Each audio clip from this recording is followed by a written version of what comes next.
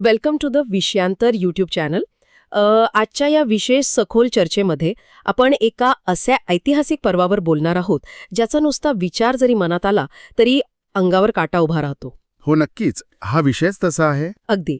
आज आपण छत्रपती संभाजी महाराज बलिदान दिन, जो 11 मार्च 1689 रोजी घडला, त्यामागचा संपूर्ण घटनाक्रम आणि त्याचा इतिहास समजून घेणार आहोत. म्हणजे हा दिवस का पाळला जातो, त्यामागील नेमका थरार काय होता, हे आपण आजच्या सत्रात अतिशय बारकाईने उलगडणार आहोत. आणि मला वाटतं ह्या कथेची पार्श्वभूमी समजून घेण्यासाठी आपल्याला थोडं मागे जावं लागेल. हो, साधारण 1680च्या काळात. अगदी बरोबर. श्रोत्यांना कदाचित माहीत असेल की 1680 मध्ये छत्रपती शिवाजी महाराजांचं निधन झालं आणि त्यानंतर रयतेचं हे एवढं मोठं स्वराज्य आता पोरकं झालं आहे असा विचार करून मोगल बादशाह औरंगजेब स्वतः आपली लाखोंची फौज घेऊन दक्षिणेत चालून आला. त्याला वाटलं होतं की शिवाजी महाराजांच्या अनुपस्थितीत हे स्वराज्य आपण अवघ्या 1-2 वर्षात अतिशय सहजपणे जिंकून घेऊ. हो, त्याचा तो पक्का समज होता. पण वास्तवात पुढे काय वाढून ठेवलं होतं हे पाहणं अतिशय रंजक आहे. खरंय. आणि म्हणूनच या सखोल चर्चेतून आपण केवळ काय घडलं याची जुळवाजुळव करणार नाही आहोत. नाही, अजिबात नाही. तर त्या काळात खेळल्या गेलेल्या रणनीती आणि विशेषतः औरंगजेबाची मानसिकता काय होती हे आपण समजून घेणार आहोत. म्हणजे बघा, इतिहासाची पानं चाळताना एक गोष्ट प्रकर्षाने जाणवते. ती म्हणजे औरंगजेबाचा हा स्वराज्य एका वर्षात जिंकण्याचा भ्रम कसा पूर्णपणे खोटा ठरला. हो, सलग 9 वर्षे. अगदी सलग 9 वर्षे. 1680 ते 1689 या काळात शंभूराजांनी मोगलांना सतत झुंजत ठेवलं. विचार करण्यासारखी गोष्ट आहे. एका बाजूला संपूर्ण भारताची संपत्ती, अफाट सैन्य आणि साधनसामग्री असलेला बलाढ्य मोगल बादशाह, आणि दुसऱ्या बाजूला आपलं हे आकारानं लहान असलेलं स्वराज्य. हो, तरीही या 9 वर्षांच्या काळात शंभूराजांनी आपल्या शौर्याने आणि युद्धनीतीने स्वराज्याचं इतकं खंबीरपणे रक्षण केलं की औरंगजेबाला अक्षरशः सळो की पळो करून सोडलं होतं. म्हणजे यावरून आपल्याला शंभूराजांच्या दूरदृष्टीची आणि पराक्रमाची खऱ्या अर्थाने कल्पना येते. हा केवळ तलवारीचा लढा नव्हता, तर हा एक प्रचंड मोठा मानसिक लढा होता. नक्कीच. पण या गौरवशाली लढ्याला शेवटी एक अत्यंत दुर्दैवी वळण लागलं. हो, तो दिवस होता 1 फेब्रुवारी 1689. तत्कालीन कागदपत्रांमधून आणि ऐतिहासिक नोंदींमधून समोर येणारी माहिती असं सांगते की कोकणातील संगमेश्वर येथे मोगल सरदार मुकरब खान याने अचानक छापा घातला आणि छत्रपती संभाजी महाराजांना कैद केलं. स्वराज्याच्या इतिहासातील हा अत्यंत काळा दिवस. कैद केल्यानंतर महाराजांना बहादूरगड येथे औरंगजेबापुढे नेण्यात आलं. आणि या संपूर्ण प्रवासात आणि त्यानंतरच्या घटनांमध्ये जो थरार आणि अमानुषपणा आहे ना, तो आजच्या काळातही अस्वस्थ करणार आहे. नक्कीच. पण इथे मला एक प्रश्न पडतो. शंभूराजे औरंगजेबाच्या तावडीत सापडणं हा मोगलांसाठी खूप मोठा विजय होता. मग मोगल छावणीत त्यावेळी नक्की काय विचारमंथन सुरू होतं? हा खूपच कळीचा प्रश्न आहे. आणि इथेच राजकारणाचा एक अतिशय महत्त्वाचा धागा आपल्याला पकडता येतो. म्हणजे अधिकाऱ्यांचं काय म्हणणं होतं? शंभूराजे कैदेत आल्यावर मोगल दरबारात मोठी चर्चा झाडली. काही उपलब्ध दस्तावेजानुसार औरंगजेबाच्याच वरिष्ठ अधिकाऱ्यांनी त्याला एक अत्यंत व्यावहारिक आणि राजनैतिक सल्ला दिला होता. तो काय होता? या अधिकाऱ्यांचं म्हणणं असं होतं की संभाजीराजांकडून स्वराज्याचे सर्व गडकिल्ले, खजिना आणि प्रदेश लिहून घ्यावा. सर्व किल्ल्यांवर मोगल अधिकारी नेमावेत आणि त्या बदल्यात राजांना जीवनदान द्यावा. अरे चा! हो, त्यांना एखादी मोठी जहागिरी देऊन मोगल दरबारात सामावून घ्यावं असा तो सल्ला होता. जर आपण केवळ राजकारणाच्या चष्म्यातून पाहिलं तर हा मोगलांसाठी एक अत्यंत फायद्याचा सौदा होता. विनासायास सगळं स्वराज्य पदरात पडत होतं. अगदी. पण आश्चर्याची गोष्ट म्हणजे औरंगजेबाने हा सल्ला पूर्णपणे धुडकावून लावला. आणि इथेच एक मोठा विरोधाभास दिसून येतो. म्हणजे ह्या घटनेच्या काही काळ आधीच औरंगजेबाने दक्षिणेतील विजापूर आणि गोवळकोंडा या शाह्या जिंकल्या होत्या. हो. जेव्हा त्याने विजापूरचा किल्ला जिंकला तेव्हा तिथल्या सिकंदर आदिलशहाला त्याने कैद केलं होतं. पण सिकंदर आदिलशहाला त्याने अतिशय सन्मानाने वागवलं. खरंय, त्याला मानाची वस्त्र दिली, आभूषणं दिली, मोठी पदही दिली. एवढंच नव्हे तर परमेश्वराची कृपा तुझ्यावर राहो, तू शहाण्यासारखा वागला आहेस, असे कौतुकाचे शब्दही औरंगजेबाने वापरले होते. मग श्रोत्यांना नक्कीच हा प्रश्न पडेल की आदिलशहासाठी इतका सन्मान दाखवणारा औरंगजेब शंभूराजांच्या बाबतीतच क्रूरतेच्या इतक्या टोकाला का गेला? नक्कीच हा दुटप्पीपणा फार महत्वाचा आहे. यामागे औरंगजेबाने दिलेली कारणं आणि त्याचे तांत्रिक आरोप पाहिले तर त्याचं राजकारण स्पष्ट दिसतं. म्हणजे तो काय म्हणाला? काही ऐतिहासिक संदर्भांनुसार औरंगजेबाने शंभूराजांवर असे आरोप ठेवले होते की ते काफरांचे राजा आहेत. त्यांनी अनेक इस्लामी नगरे उद्ध्वस्त केली आहेत आणि मोगल साम्राज्याचं मोठं नुकसान केलं आहे. हे आरोप त्याने एक शिक्षा देण्यासाठी पुढे केले. पण हे आरोप किती वरवरचे आहेत हे सहज लक्षात येतं. कसं काय? कारण अशाच प्रकारचं कृत्य करणारे म्हणजे मोगलांची नगरे लुटणारे किंवा उद्ध्वस्त करणारे काही फितूर सरदार जेव्हा मोगलांना जाऊन मिळत तेव्हा त्यांना शिक्षा होत नसे. अगदी बरोबर. फितूर म्हणजे जे स्वराज्याशी गद्दारी करून मोगलांना सामील व्हायचे त्यांना तर बादशाही दरबारात मनसबी दिली जायची. हो, मनसबी म्हणजे दरबारातील मोठी पदं, बक्कल पैसा आणि जहागिरी. मग त्या फितुरांसाठी वेगळा न्याय आणि संभाजीराजांसाठीच नियम का बदलला? आणि म्हणूनच या दुटप्पीपणामागील खरी कारणं आपल्याला औरंगजेबाच्या मानसिकतेत शोधावी लागतात.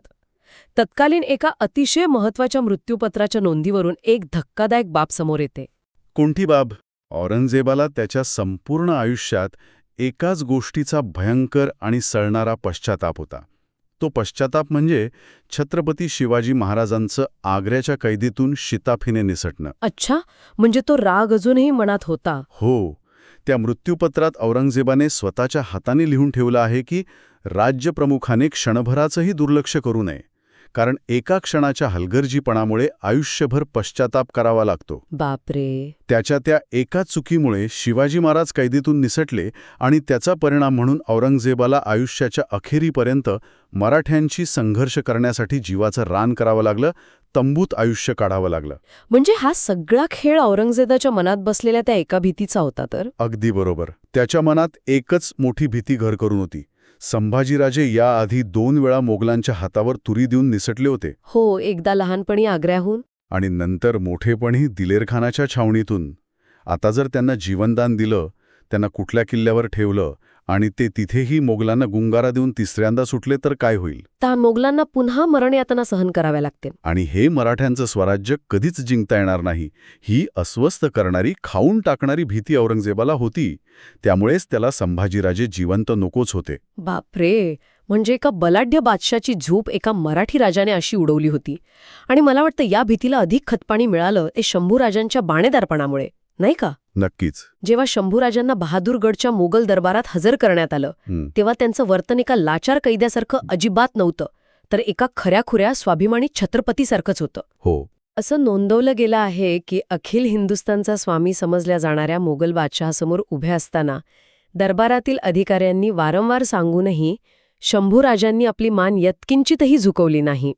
महिनाभर हालहाल होत असतानाही त्यांनी आपला करारी मराठी बाणा तसाच प्रकट केला. आणि ही गोष्ट औरंगजेबाच्या अहंकारावर झालेला सर्वात मोठा वार होता.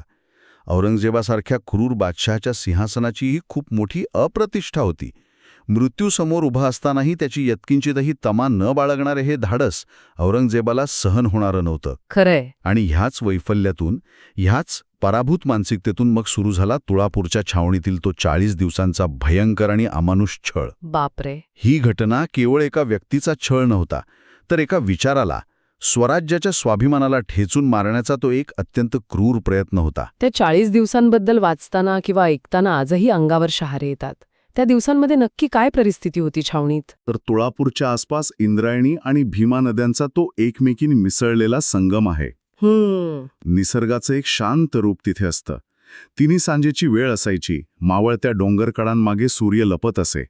याच नद्यांच्या तीरावर औरंगजेबाच्या तळावरील वधस्तंभाला शंभूराजे आणि त्यांचे अत्यंत निष्ठावान मित्र कवी कलश यांना काटेरी साखळदंडाने बांधून ठेवलं होतं. त्यांची शारीरिक अवस्था कशी करून ठेवली होती मोगलांनी? अत्यंत विदारक.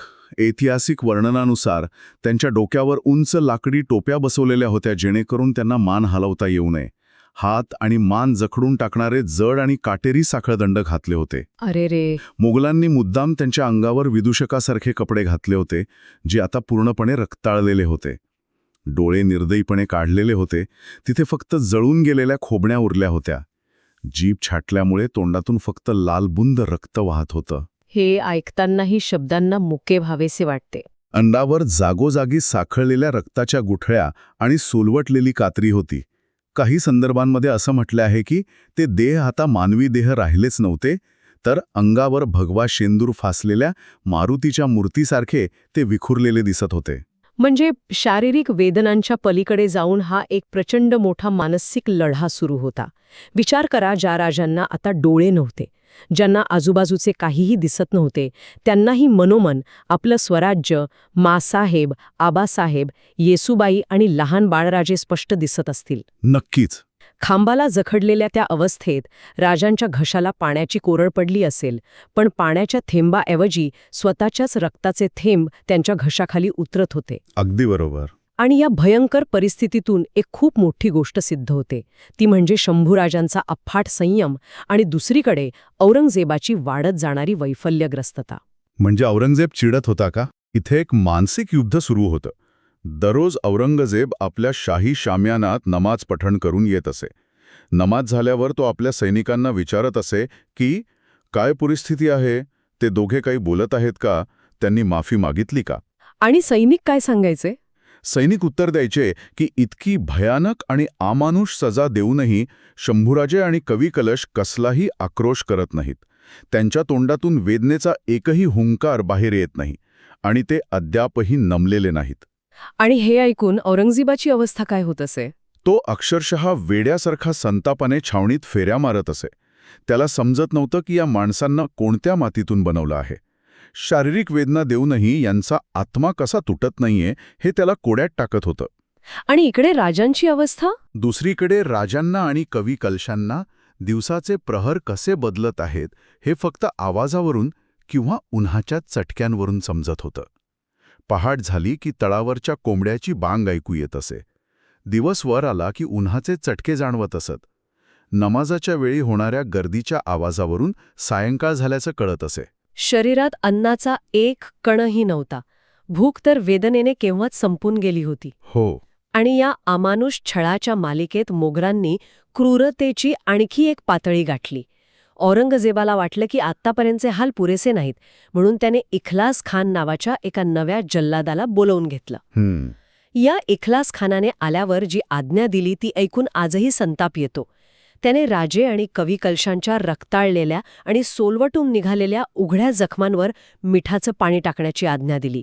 विचार करा, आधीच संपूर्ण शरीर वेदनांनी जळत होतं, कातडी सोलवटलेली होती, त्यावर मिठाचं पाणी फेकल्याने संपूर्ण अंगाची जी आग आणि तडफड झाली असेल त्याची आपण साधी कल्पनाही करू शकत नाही. पण तरीही सर्वात आश्चर्याची गोष्ट म्हणजे जीभ छाटलेली असली तरी राजांच्या तोंडातून आक्रोशाचा एकही स्वर बाहेर आला नाही.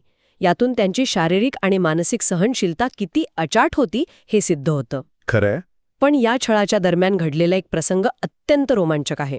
इतिहासाची पानं चाळताना एक प्रसंग असाही समोर येतो की या इखलास खानाचं लक्ष शंभूराजांच्या गळ्यात उरलेल्या एका कवड्यांच्या माळेकडे गेलं. ती माळ खेचून काढण्यासाठी त्याने आपला हात राजांच्या गळ्याकडे नेला. आणि त्या क्षणी काय घडलं? त्या क्षणी गेले कित्येक दिवस अन्न पाण्याविना हालहाल सोसणाऱ्या, डोळे आणि जीभ गमावलेल्या त्या छत्रपतींनी आपले उरले सुरले सर्व बळ एकवटले. बापरे. त्यांनी आपली मान अशी काही गदगद हलवली, असा काही हिसका दिला की त्यांना ज्या भक्कम लाकडी खांबाला साखळदंडाने जखडून ठेवलं होतं तो लाकडी खांबही मुळापासून हादरला. अफाट. अक्क व्हायला होतं. औरंगजेबाचे सैनिकही हा प्रसंग पाहून टरकले असतील. नक्कीच. हा केवळ एक शारीरिक हिसका नव्हता, तर तो स्वराज्याचा, स्वाभिमानाचा हुंकार होता. हो. आणि या अमानुष छळादरम्यानच एक दुःखद घटना घडली. ती म्हणजे राजांचे सावलीसारखे सोबती असणारे कवी कलश यांनी अखेरचा श्वास घेतला. शंभूराजांनी हिंदू धर्मासाठी आणि आपल्या स्वराज्यासाठी हा सर्व छळ हसत हसत सहन केला. खरंच. उपलब्ध कागदपत्रांमध्ये स्पष्ट नमूद केले आहे की एवढे हाल करूनही आणि जीवनदानाचे आमिष देऊनही राजांनी आपला धर्म सोडला नाही आणि स्वराज्याशी गद्दारी केली नाही. हा त्यांचा अजरामर असा त्याग होता. आणि अखेर तो काळा दिवस उजाडला. 11 मार्च 1689 औरंगजेबाने आपली स्वतःची वैफल्यग्रस्तता लपवण्यासाठी आणि मराठ्यांमध्ये दहशत बसवण्यासाठी शेवटची सजा सुनावली. शंभूराजांचे मस्तक कलम करण्याचा हुकूम. इंद्रायणी आणि भीमा नद्यांच्या पवित्र संगमाच्या पात्रात फेकून देण्यात आले. हा प्रसंग सांगतानाही मन अत्यंत सुन्न होऊन जातं. हो, या प्रसंगाचं वर्णन करताना काही संदर्भांमध्ये निसर्गाच्या साक्षी देण्याचं एक अतिशय सुंदर आणि भावूक रूपक वापरलं आहे. असं म्हटलं जातं की इंद्रायणी आणि भीमेच्या पाण्यात राजांच्या रक्ताचा पहिला थेंब पडताच त्या नद्याही थरारल्या. खरं, ज्या नद्यांनी राजांचे शौर्य पाहिले होते.